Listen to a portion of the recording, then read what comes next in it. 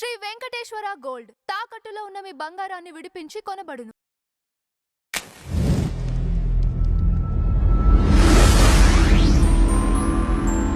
నమస్కారం జయకుమార్ గారు. నమస్తే. కృష్ణశాస్త్రి గారితో మీ పరిచయం ఈ విశ్వనాథ్ గారితో అయిందా అండి, లేకపోతే అంతకు ముందే పరిచయమా? అంటే నేను కృష్ణశాస్త్రి గారి సాహిత్యం చదువుకుని కృష్ణశాస్త్రి గారి ఆశ్రయం పొందిన తర్వాత మెడ్రాస్లో కృష్ణశాస్త్రి గారే నన్ను కె విశ్వనాథ్ గారి దగ్గర పెట్టారు. ఓకే. అలాగే కృష్ణశాస్త్రి గారితో బిఎన్ రెడ్డి గారిని, భానుమతి గారిని, పెద్ద పెద్ద పాలగుం పద్మరాజు గారిని, పెద్ద పెద్ద వాళ్ళందరినీ కలవటం జరిగింది. ఒకసారి భానుమతి గారి ఇంటికి తీసుకెళ్లారు కృష్ణశాస్త్రి గారు, కారులో తీసుకెళ్లారు. తీసుకెళ్తే భరణి స్టూడియోలోనే భానుమతి గారి ఇల్లు. ఆ ఇంటి ముందు పోర్టికోలో కారు ఆగిందండి. కారు ఆగేసరికి నాకు అర్థమైపోయింది ఇది భానుమతి గారి ఇల్లు, భరణి స్టూడియో అని. నేను వెంటనే డోర్ తీసి దిగిపోయా. అప్పుడు కృష్ణశాస్త్రి గారు నా చేయి మీద చేయి వేశారు.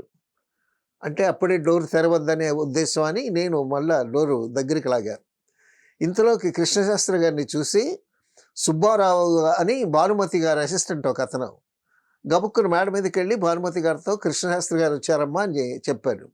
చెప్పేసరికి భానుమతి గారు మెట్లు దిగి స్పీడ్గా వచ్చి అప్పుడు డోరు తీసి రండి కృష్ణశాస్త్రి గారు అంటే అప్పుడు ఆయన కాలు కింద పెట్టాడు. సో కృష్ణశాస్త్రి గారి మీద భానుమతి గారికి ఉన్న ఆ గౌరవం కానీ అభిమానం కానీ నా కళ్ళారా చూశాను అనమాట. తర్వాత వెళ్ళిన కార్యక్రమం ఏంటంటే మ్యూజిక్ సిట్టింగు. సో భానుమతి గారు కూర్చున్నారు. భానుమతి గారితో పాటు ఆదినారాయణరావు గారు అక్కడ చైర్ మీద కూర్చున్నారు. తర్వాత మ్యూజిక్ డైరెక్టర్ సత్యం కూడా అక్కడే ఉన్నారు. భానుమతి గారి మ్యూజిక్ సిట్టింగ్స్లో పాటల వాంట్లో ఎప్పుడూ సత్యం గారు ఉంటారు. ఆయన కంట్రిబ్యూషన్ కూడా, ఆయన సహకారం కూడా ఉంటుంది. సరే వెళ్ళి కూర్చున్న తర్వాత కృష్ణశాస్త్రి గారికి భానుమతి అంటే అభిమానం, భానుమతికి కృష్ణశాస్త్రి గారు అంటే ఎనలేని అభిమానం. ఎందుకంటే వాళ్ళ జర్నీ మల్లీశ్వరి దగ్గర నుంచి బిఎన్ రెడ్డి గారి మల్లీశ్వరిలో వాళ్ళ కాంబినేషను అది పెద్ద సక్సెస్. దాని కంట్రిబ్యూషను తెలుగు సినిమాల్లో మొట్టమొదటి కళాఖండం ఏదన్నా చెప్పాలి అని అంటే నా అభిప్రాయం Malliswari. Okay. It's a wonderful piece. మ్యూజికల్గా కానీ, టేకింగ్ పరంగా కానీ, కథాపరంగా కానీ చాలా గొప్ప సినిమా. ఆ మ్యూజిక్ సిట్టింగ్లో కూర్చున్న తర్వాత శాస్త్రి గారు ఏం లేదండి ఒక పాట రాయాలి ఈ సినిమాకి, అందుకే మిమ్మల్ని రప్పించాను అది ఇది అని అన్నారు. అన్న తర్వాత ఆ రోజు మాత్రం వాళ్ళిద్దరి క్షేమ సమాచారాలు, వాళ్ళిద్దరు కబుర్లు మాట్లాడుకోవటమే సరిపోయింది. ఈయన దేవులపల్లి కృష్ణశాస్త్రి గారి throat vocal cords removed cancer వల్ల. అందువల్ల ఈయన ప్యాడ్ మీద రాస్తాడు, చిన్న స్క్రిబ్లింగ్ ప్యాడ్ ఉంటుంది. ఆ స్క్రిబ్లింగ్ ప్యాడ్ మీద రాస్తాడు. రాస్తే నేను అది బయటికి చదివితే ఆవిడ సమాధానం చెప్పుద్ది అనమాట. తర్వాత శాస్త్రి గారు మీరు చార్నాళ్ళకి వచ్చారు, అసలు ముందు మన ముచ్చట్లు ఆపేసేసి ముందు మీరు ఏం తాగుతారు చెప్పండి, కాఫీ, బోర్న్విటా, హార్లిక్స్, మజ్జిగ అనేసరికి తలక అయిపోయాడు ఆయన. 2 గ్లాసుల మజ్జిగ వచ్చింది. ఆవిడ స్వహస్తాలతో కృష్ణశాస్త్రి గారికి ఇచ్చింది, ఆవిడ చేతితో నాకు ఇచ్చింది. Okay. So it is a wonderful day అని అనుకున్నాను నేను. అయిపోయిన తర్వాత చాలా రోజులు అయింది మిమ్మల్ని చూసి, అందుకే రప్పించాను. సో మీరు పాట రాదురు కానీ ఇది ఫార్మల్ సిట్టింగ్ అది ఇదని చెప్పింది. చెప్పిన తర్వాత రేపు కూర్చుందాం శాస్త్రి గారు అంది. సో నెక్స్ట్ డే, ఆ రోజు ఆదివారం, ఆ నెక్స్ట్ డే ఏమో సోమవారం. సరే నెక్స్ట్ డే సోమవారం వెళ్ళా కృష్ణశాస్త్రి గారితో. మళ్ళా వెళితే ఆవిడేమో సోమవారం మౌనవ్రతం, సోమవారం ఎవరితో మాట్లాడదంట.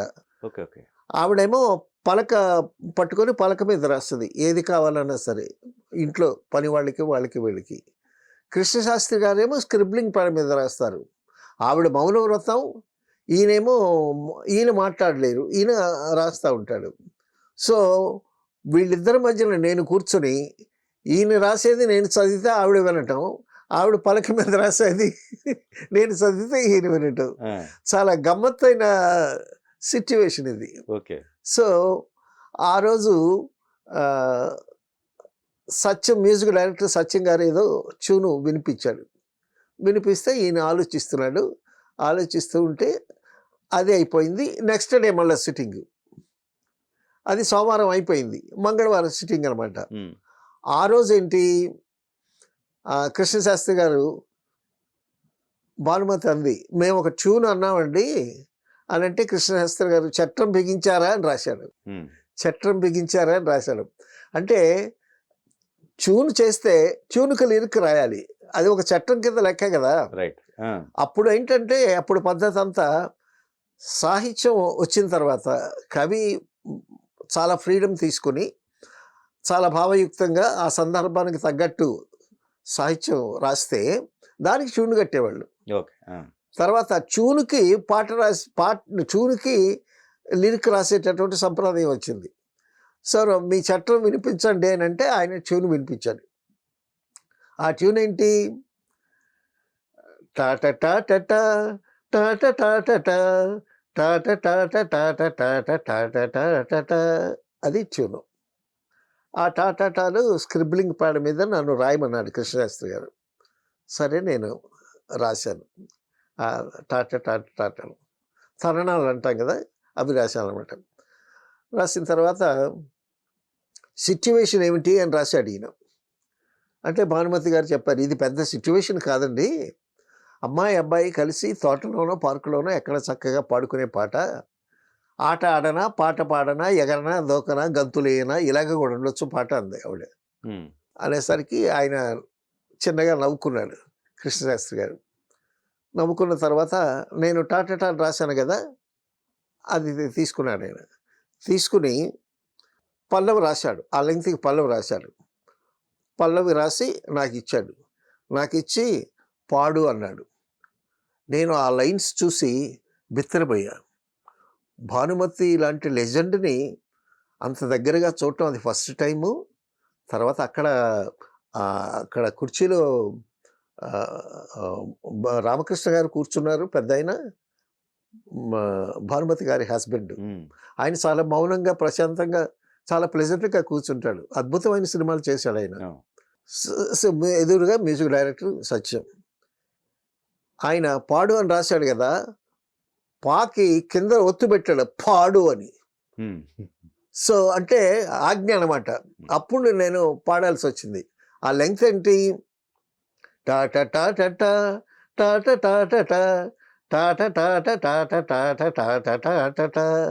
ఈయన ఆ లెంగ్త్కి రాసిన లైన్స్ ఏంటి, గేదె వచ్చను గడ్డి మేసను, గేదె వచ్చి గడ్డి మేసి పేడ వేసను అని పాడాను నేను. అనేసరికి అందరూ గలగల గలగల గలగల గలగల నవ్వారండి. ఆ సమయంలో భానుమతి నవ్విన నవ్వే ఒక పాటలాగా ఉంది. ఆ లెజెండ్ని అక్కడ చూడటం, ఆవిడ నవ్వు, ఆవిడ అది ఇట్ ఈస్ టు ఎంజాయ్ ఆ సిచ్యువేషన్. అయితే అది ఇలాగ కూడా ఉండొచ్చు కదా, ఇదే కదా లెంగ్త్ అని రాశాడు ఆయన. అంటే ముందు ఒక అబద్ధ సాహిత్యం రాస్తారు పాటకి, లెంగ్త్ కోసం. లెంగ్త్ కోసం ఒక అబద్ధ సాహిత్యం రాస్తారు, తర్వాత దానికి తగ్గట్టు సాహిత్యం రాస్తారు అనమాట. అంటే చాలా రైట్ అయిన సాంగ్, పెద్ద సిచ్యువేషన్ లేదు. అమ్మాయి అబ్బాయి ఆట ఆడనా పాట పాడనా ఎగరనా దోకనా గంతులైనా చిందులైనా ఇలా కూడా ఉండొచ్చు శాస్త్రి గారు అంది కదా ఆవిడ. ఆయన ఇలా కూడా ఉండొచ్చు కదా అని చమత్కారం అనమాట. సో ఆ రోజు భానుమతి గారిని చూడటం, మహాకవి కృష్ణశాస్త్రి గారితో వెళ్ళటం, అక్కడ రామకృష్ణ గారిని చూడటం, మ్యూజిక్ డైరెక్టర్ సత్యం గారు, ఆయన రిథంలో చాలా స్పెషలిస్టు. ఆయన విజయనగరం నుంచి వచ్చినటువంటి వ్యక్తి. మ్యూజిక్ డైరెక్టర్ సత్యం. బాలసుబ్రహ్మణ్యం గారి గొప్ప మెలోడీ సాంగ్స్ అన్ని ఆయనే చేశాడండి. మ్యూజిక్ డైరెక్టర్ సత్యం గారు ఏ దివిలో విరిసిన పారిజాతము అట్లాంటివి ఎన్ని పాటలు చేశాడు. మంచి మెలోడీస్ అన్ని బాలసుబ్రహ్మణ్యం గారి మెలోడీస్ అన్ని సత్యం గారి మ్యూజిక్లోనే ఉన్నాయి. సత్యం గారు భానుమతి గారి దగ్గర ఆయన మ్యూజిక్ డైరెక్టర్ అయిన తర్వాత కూడా భానుమతి గారితో సిట్టింగ్స్లో కూర్చునేవాడు, ఈయన సహకారం అందించేవాడు. తర్వాత అంజలి పిక్చర్స్ ఆదినారాయణ గారి దగ్గర కూడా ఆయన సహకారం అందించేవాడు. అదే. సో ఆ విధంగా భానుమతి గారితో సిట్టింగ్ అయింది. తర్వాత ఆట ఆడనా మాట చాలదా మనసు చాలదా అని నెక్స్ట్ డే లిరిక్ రాసి తీసుకెళ్ళి ఇవ్వటం జరిగింది. ఓకే. ఆ సిట్టింగ్ అయిన తర్వాత అండి మేము కృష్ణశాస్త్రి గారితో ఇంటికి వచ్చాం. ఇంటికి వచ్చిన తర్వాత లంచ్ చేసాం. శాస్త్రి గారితోనే భోంచేశాను. లంచ్ చేసిన తర్వాత ఆయన ఒక హాఫ్ అన్ అవర్ న్యాప్ తీసుకుంటాడు బెడ్రూమ్లో. ఉమ్.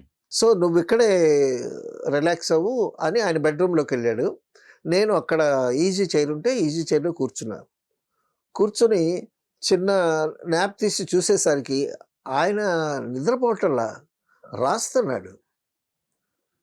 నన్ను చూసి బయటకు వచ్చాడు. బయటకు వచ్చి అప్పుడు రాశాడు అనమాట.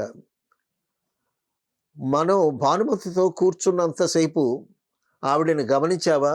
ఆవిడ ఎంత హుందాగా మాట్లాడిందో, ఎంత చమత్కారంగా మాట్లాడిందో, అది నా అంతటి వాడితో అని రాశాడు ఆయన. ఉమ్. అని ఉమ్. భానుమతి మీద ఆయన న్యాప్ తీసుకోకుండా 4 పద్యాలు రాశాడండి ఆయన ఓకే. భానుమతి మీద. ఓకే. ఆ పద్యాలు చదివి వినిపించాడు. ఆ పద్యాల సారాంశం ఏంటంటే, నేను మాగన్నులో ఉంటుండగా, అంటే ఆఫ్ స్లీప్ అంటామే, ఉమ్. మాగన్ను అంటాం, ఉంటుండగా నా గదిలోకి ఒక అప్సరస దిగింది. నా లైబ్రరీ, నా పుస్తకాలు అన్నీ చూసింది. తిరిగి నా దగ్గరికి వచ్చింది. నేను ఆ మెలకువ తెచ్చుకుని చూసేసరికి ఆ అప్సరస మాయమైపోయింది. ఆవిడ ఫుట్ ప్రింట్స్ మాత్రం మిగిలేయి అని రాశాడు.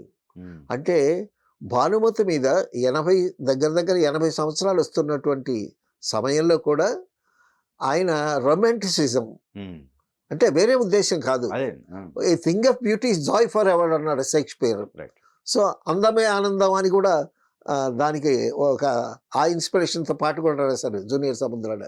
అంటే భానుమతి గారితో ఆయన చేసినటువంటి